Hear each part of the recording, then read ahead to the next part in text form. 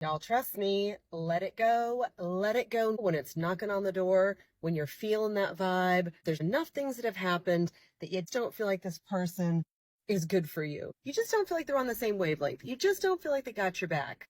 There's something off. They've done a few things that are unhinged and destructive, but you keep holding on.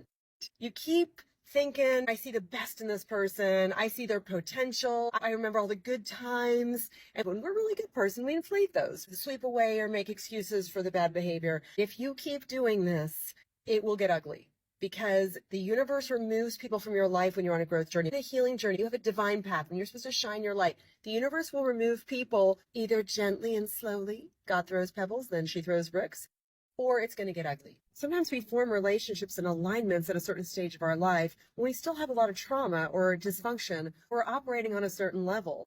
5 years later, we are not even the same person, especially if you really value personal growth. You can choose to grow with someone, but they must be aligned with that. Many of us don't come into relationships consciously choosing personal growth. There are ways you could enter intimacy where you continue to grow together your whole life. Most of us weren't taught how to do that. Unfortunately, same with sisterhoods. We have friendships meeting us on a place we're at a certain time, and we grow out of them because the other person is still traumatized, doesn't grow, and literally it's like becomes like oil and water. It's really beautiful that you want to hold on to those relationships.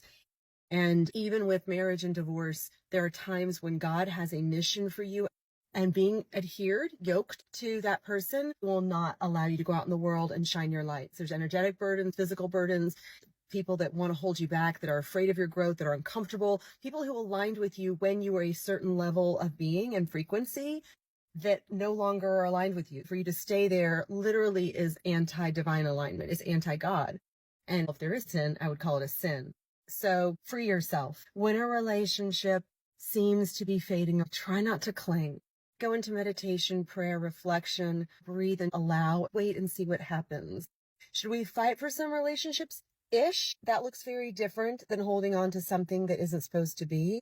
But the more I look, the more I see we cannot lose what God has intended for us. If this person isn't supporting your divine journey, we're here to shine our light and to get better. If they're not supporting that, they're not supposed to be with you. Sooner or later, it's going to end.